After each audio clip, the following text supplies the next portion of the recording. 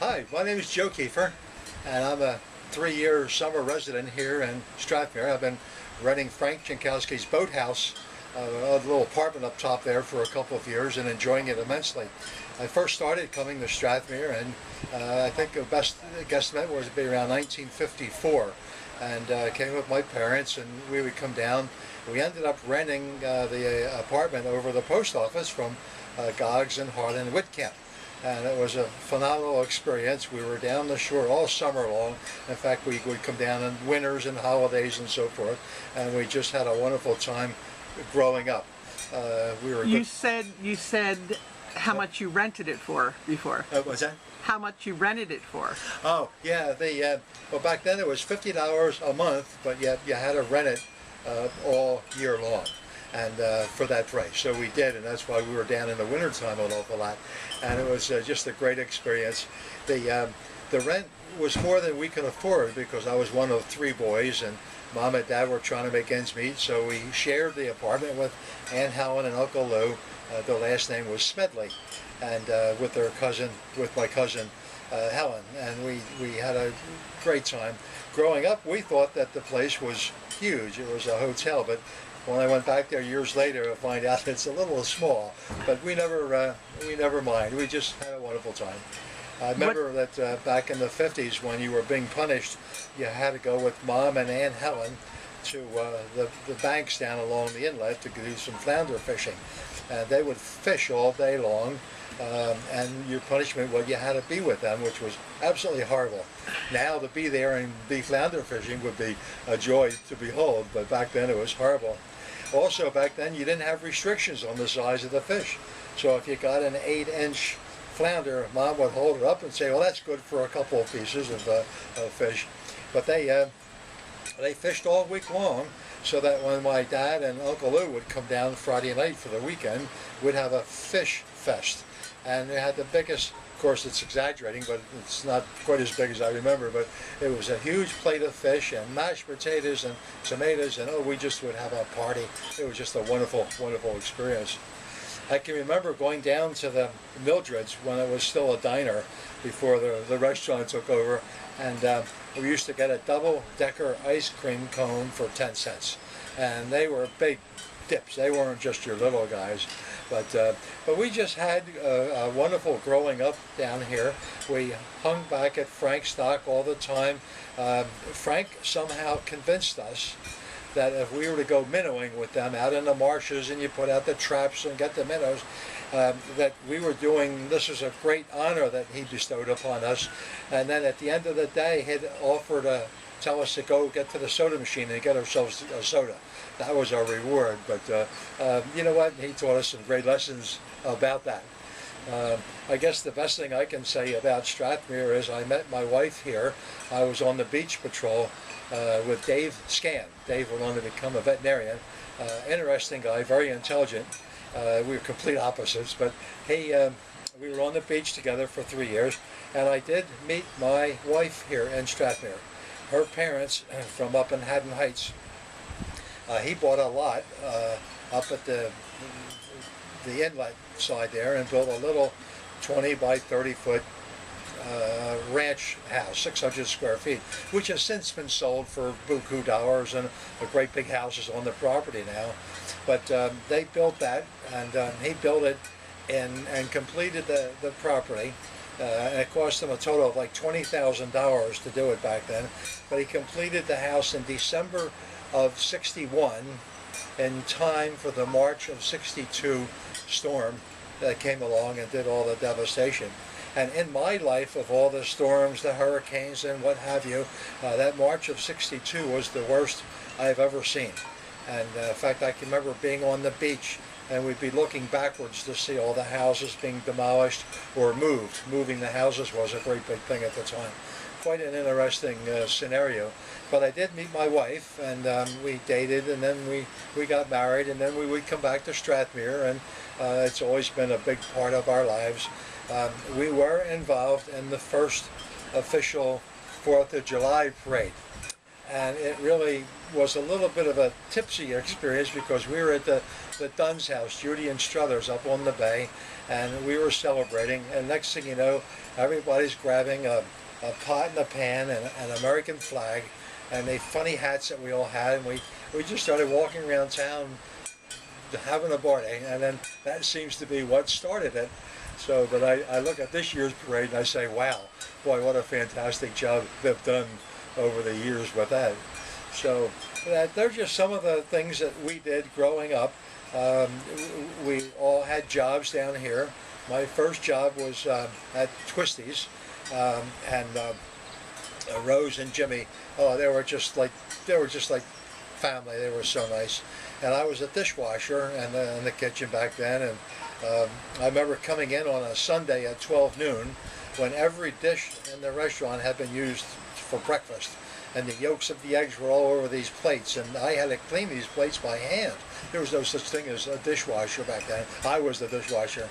And but Rose taught me how to make pizza, and she taught me how to make hoagies, and she said the best way to eat a bowl of soup is the last spoonful still has to be warm.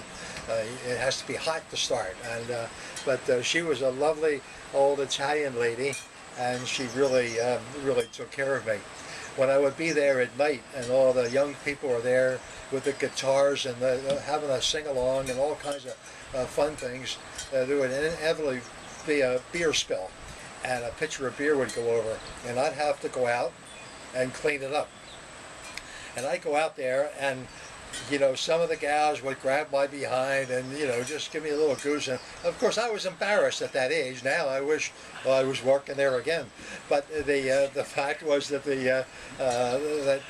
they would just sort of like play around with me a little bit.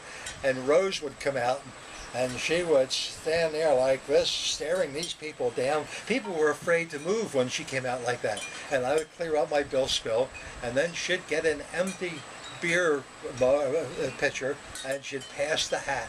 She passed it around to everybody to say to drop some money in there. Well, I made more money off of beer spills than I did off of anything else. So it was a great experience. But I loved Rose and I loved Jimmy, and I was so happy that I could be a part of that.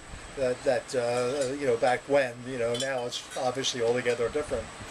But my brother and Stephen's brother, Frank, would get us into the Deauville at the time.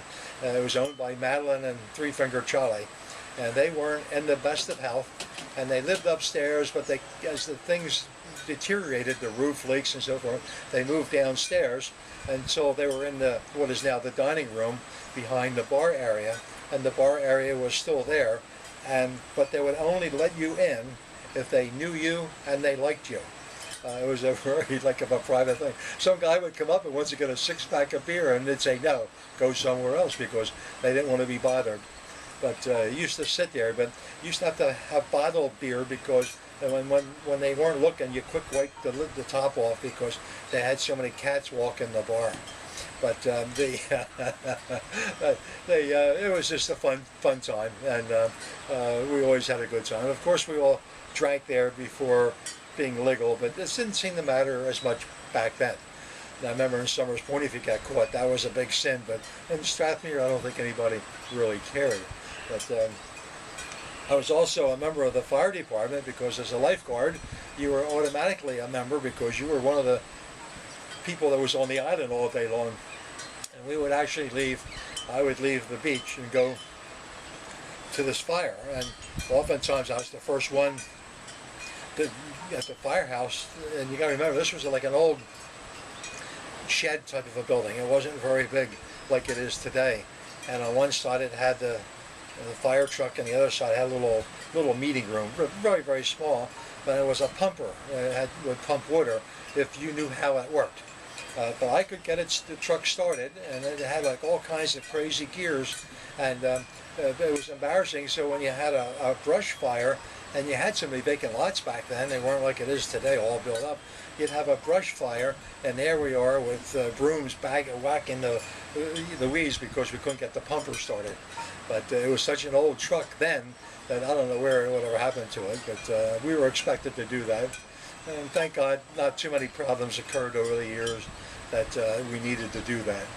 So, but my second job was pumping gas or Vic Bellata. Vic Bellata and his wife owned the restaurant, or the the gas station, and a little sandwich joint. There was a counter there. I think they sold it to Harker's. It became Harker's Corner. But before that, it was Vic and his wife, and she'd sit at that front window, and she didn't miss a trick. Oh, if there was something to be seen or heard, she knew about it. She was the go-to person in the town. You wanted to know something, you'd go see her. But part of my the growing up was she liked my brother and I, and she'd wave out the window. She'd wave us over, and she would give us that big round container of ice cream that had reached the bottom, and she'd give us a big spoon and set us in the back, and we'd just eat that ice cream because it was not enough to scoop into a cone, and that was our big treat. So that was a great time with the ice cream. So that's kind of like some of the background as I see it. It was a sleepy town. It was fun. The people were hard-working people that came down on weekends, and they just everybody seemed to just have fun with it. And my Uncle Lou loved the kingfish, and he'd go out in the morning, and as soon as he built the house that is now owned by Jackie and Paul on the corner there across from the post office, and Uncle Lou had that built. And but he'd go kingfishing, and as soon as you got 3 kingfish, he'd go right back, dock the boat, and go home and cook them up for breakfast. And he loved his kingfish, and that was always a fun time as well. I did have a job for a while on the starfish. I was the third mate, but because I got seasick, I could never go out on the boat, and I wanted to become second mate. First mate was a big dream, but the second mate was obtainable. But since I kept getting seasick, I was called the third mate because I had to go back there each day when the boat came in and help clean fish. And we got 5 cents a fish to clean a fish for somebody. You scale them, and then you fillet it, and so forth. And then my job was to scrub down the boat, because the bait around the edge of the boat had been baking on there for 8 hours or so, and it was just a horrible job. That had to get it off and scrub it and so forth, and that's what I did. And I think I got 50 cents an hour for that, which made me very happy. The first date I ever had was down here, and went to the movies to see, I forget what we saw, but took me up. Which movie? Theater. Which theater? I'm sorry? Which theater? Which theater? Oh, the what's the one that was on the water? The Moreland? I mean the Madeline. Madeline. The yeah. Madeline. And that would, boy, that would shake. That would shake. I can remember seeing Psycho in there when it came out, and that movie theater was just going back and forth and back and forth. But it was really a neat place to go. I also had a job in the bowling alley down on, not on the promenade, but on the boardwalk. So it's way before that time, and it was a bowling alley there, only a couple of alleys, and in the back you'd put your foot down on a pedal, and the 10 spokes would come up that hold the pins. Each pin had a hole in the bottom of it. And so what we did is it was 10 cents a game, and then you sometimes got tips. And what we would do is when it was a boyfriend girlfriend golfing or bowling, we'd stand back there, and I'd have an extra pin in my hand. And then when the girl threw the ball down, and it was almost like a gutter ball, she'd get a strike, because I knew how. I just had to throw that pin. Nobody could see me throwing it. So, but the boyfriends caught on real fast. They didn't like it, but the girlfriends thought it was great. But that was a pin setter. That was my job there. So I had a lot of jobs down here, which was an awful lot of fun. But I guess the highlight was meeting my wife. She passed away in 2012. We've been married for 46 years, and a lot of our experiences involved Strathmere, and just hanging out and just enjoying every minute of what we had here. So, who did you play with when you were little in Strathmere? My best friend was Michael Jankowski. He and I were the same age, and we hung out together, and we had a wonderful time. there was a whole group of people down here, the Bordens, Jay Daglish, the guy from the Bay, I forgot the name temporarily, but a bunch of nice guys, and we always managed to do something to have a lot of fun with. And then in later years, I became Frank Jankowski became a good friend of mine. He's been my hunting partner for 50-some years, and I've known him for 60, as I have Stephen. Stephen was younger than us, and if we started messing with him, his mother would come after us. You feared, you just ran, because you don't mess with my son Stephen. But we had a wonderful time. Frank was out partying all the time. He was a party guy, and he'd drink beer and have a good old time. And the one day, Michael and I are at this beach party down there when there were sand dunes.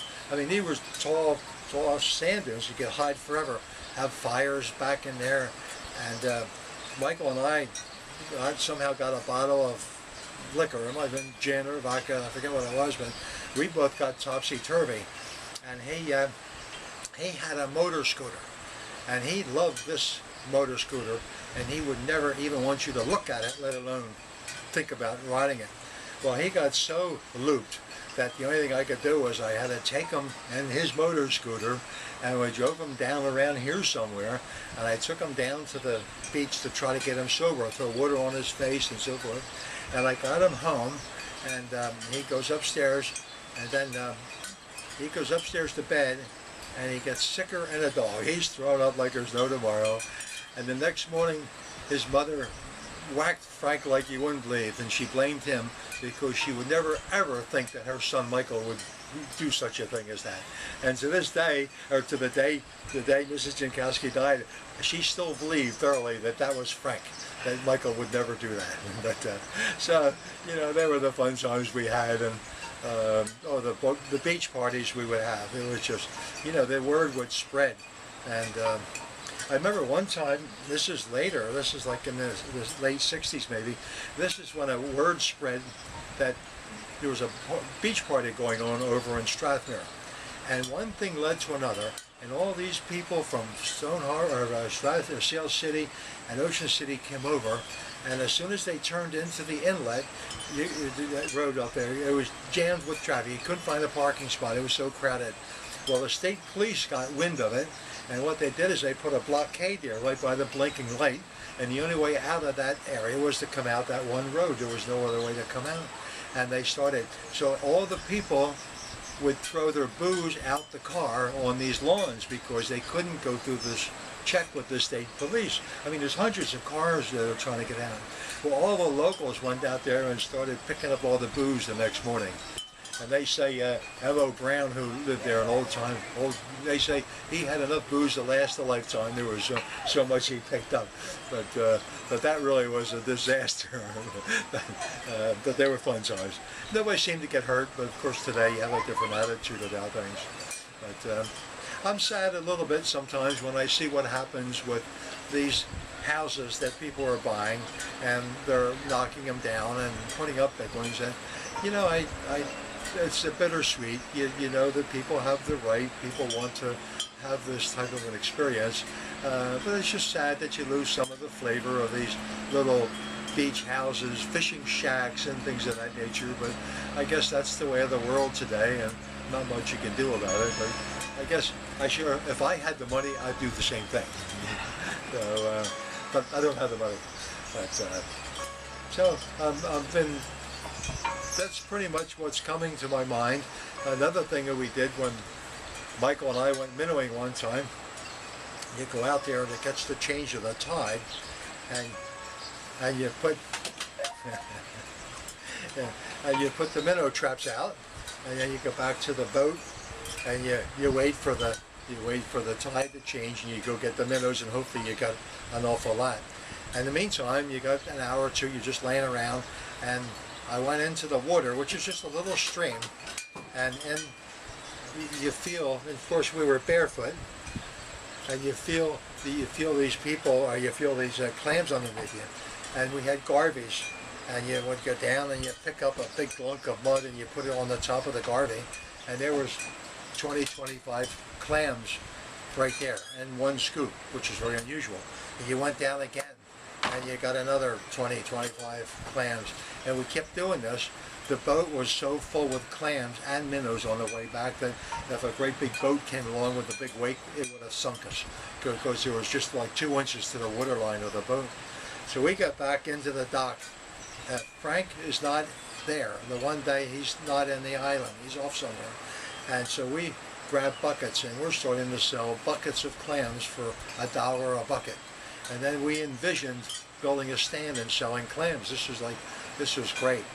And when Frank finally got home that night, he was a gentle giant, never said a mean word or a nasty word, but you could tell he was annoyed at us. And he said, "Don't you ever go back to that spot for the rest of your summer, because you have raided a clam digger's area." And he said, "They'll shoot you with a shotgun full of salt if they catch you out there." He said, "Don't go back there the rest of the year."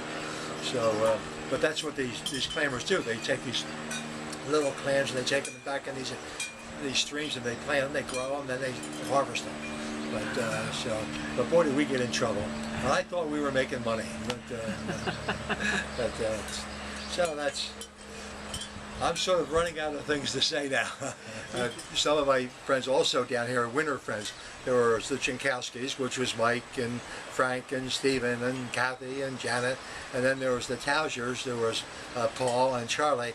I didn't know Alfred, the older brother. He was kind of like older than most of us. But his father, they had a house there, and they had a factory behind it. They made thermometers back there. There was a factory that they had, and that's what they did for years.